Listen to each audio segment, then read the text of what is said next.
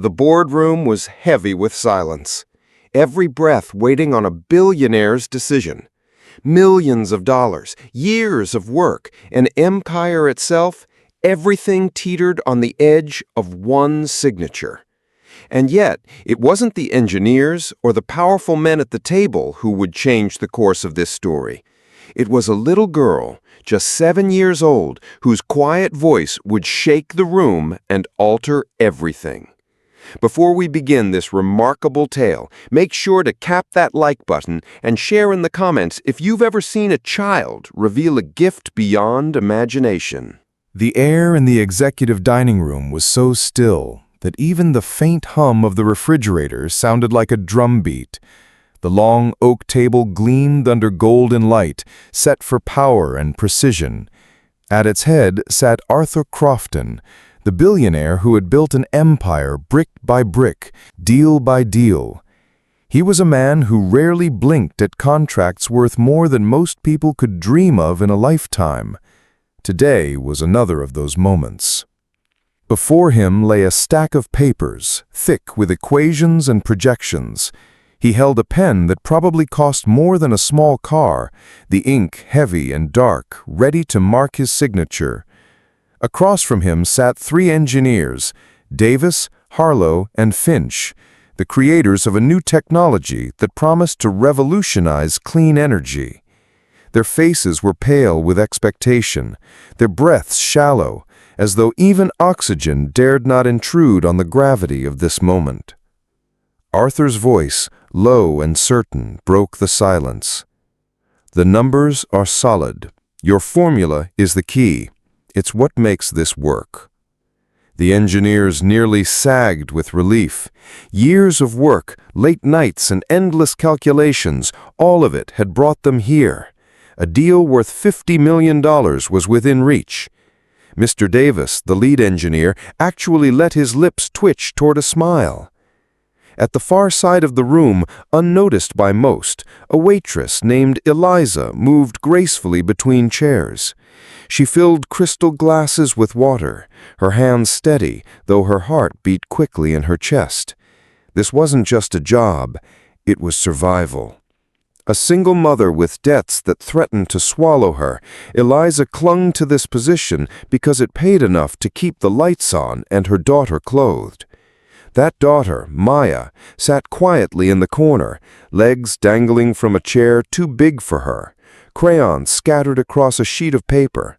She was drawing with fierce concentration, her little brow furrowed. She had been like this since she was a toddler. Numbers and patterns fascinated her more than dolls or toys. At school, teachers called her unusual, sometimes even a distraction. To Eliza, she was simply a bright spark burning in a world that could be unkind to sparks. Arthur Crofton lifted the cap from his pen, the final motion before a fortune would change hands. The engineers leaned forward as though pulled by gravity. This was it, the moment their lives would be remade. And then, a sound, tiny but clear. The scrape of a chair. Maya had stood up. Her small frame looked impossibly fragile in that cavernous room of power and money. She walked right to the billionaire, her little shoes tapping softly on the polished floor.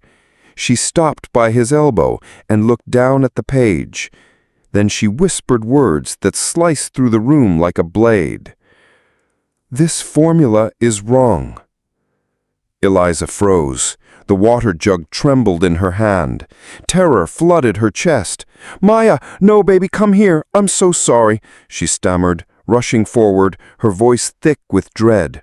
One mistake, one disruption of this magnitude, and she could lose her job. But Arthur Crofton raised his hand, not to silence Maya, but to hold Eliza back. His eyes, sharp and curious, focused on the girl. He did not look annoyed.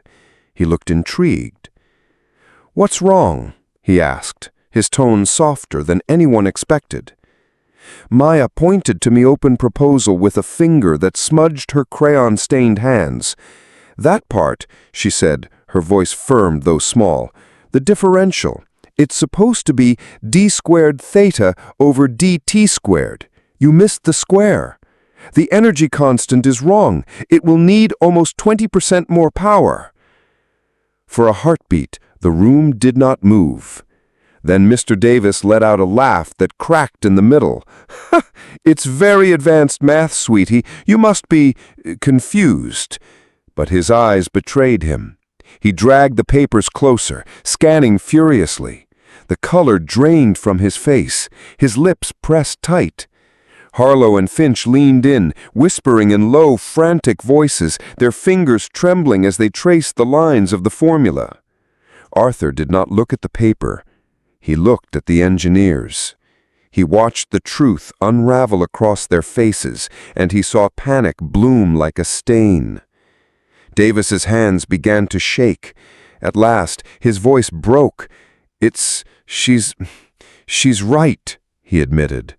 "A typo, a stupid mistake when we copied it into the final draft. The whole model, it's flawed. The design wouldn't work." He dropped his head into his hands.